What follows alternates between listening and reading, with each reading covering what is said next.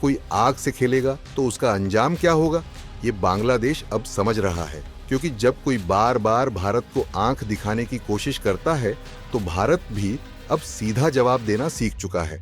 और इस बार तो जवाब ऐसा दिया है कि बांग्लादेश की सड़कों पर ट्रकों में भरा हुआ माल सड़ रहा है, फैक्ट्रियां ठप पड़ गई हैं और यूनुस साहब के होश उड़ चुके हैं।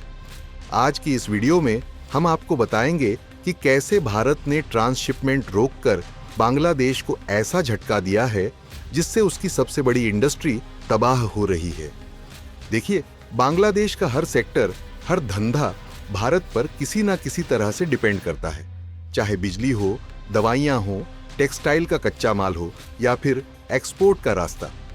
अब बात करते हैं ट्रांसशिपमेंट की। ट्रांसशिपमेंट का मतलब होता है एक देश अपने माल को किसी तीसरे देश तक भेजने के लिए किसी दूसरे देश के रास्ते या पोर्ट्स का इस्तेमाल करे। बांग्लादेश के लिए ये रास्ता भारत देता था।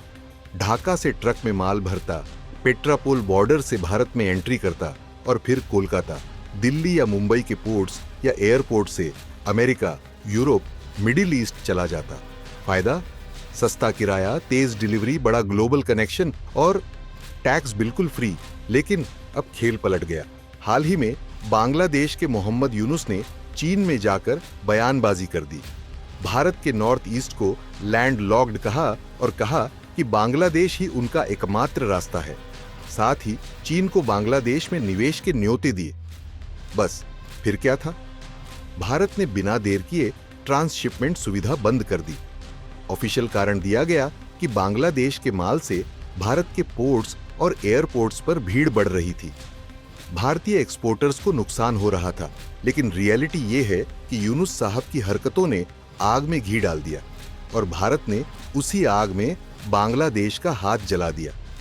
आप हैरान रह जाओगे कि साल 2024 में सिर्फ पेट्रापोल बॉर्डर से 4,733 खेप, 343 ट्रक, 357 करोड़ रुपए का माल निकला था।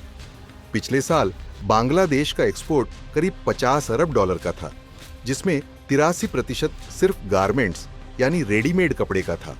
इनका ज्यादातर सामान भारत के रास्ते ही बाहर जाता था। हर दिन 50 से 60 ट्रकों में से 15 से 20 ट्रक अमेरिका, यूरोप जाते थे। लेकिन अब वही ट्रक बांग्लादेश की पार्किंग में खड़े हैं। दिक्कत क्या है ये भी जान लेते हैं। दरअसल दिक्कत है कि गारमेंट्स का फैशन टाइम बेस्ड होता है। डिले हुआ तो माल की डिमांड खत्म। और अगर बांग्लादेश अब चटगांव या मोंगला पोर्ट से माल भेजेगा, 20 दिन ज्यादा, 2 से 3 गुना खर्चा ज्यादा, ऊपर से भीड़ और कम कनेक्टिविटी। मतलब फैक्ट्रियां बंद, मजदूर बेरोजगार, माल खराब और एक्सपोर्ट बर्बाद। इसीलिए अब मचा है बांग्लादेश में हाहाकार। भारत ने 4 ट्रक रोककर लौटा दिए। गर्मियों में ट्रक में भरे रेडीमेड गारमेंट्स फंस चुके हैं। बांग्लादेश का सबसे मजबूत सेक्टर ही हिल गया। बात यही नहीं रुकी। सिर्फ बांग्लादेश ही नहीं, अब नेपाल, भूटान और म्यांमार भी सोच में पड़ गए हैं कि अगर भारत ने इनके लिए भी ऐसा कर दिया तो क्या होगा। खैर, साफ है कि जो भारत के साथ चलोगे फायदा होगा, जो चीन का झंडा उठाओगे नुकसान उठाओगे। भारत की ये रणनीति न सिर्फ बांग्लादेश को कंट्रोल में लाने की है, बल्कि बाकी पड़ोसियों के लिए भी एक कड़ा संदेश है। अब भारत भी वही करेगा जो उसके हित में हो। आपको क्या लगता है, क्या भारत का ये फैसला सही है? क्या बांग्लादेश सुधर पाएगा? हाँ या ना में कमेंट करके जरूर बताइए।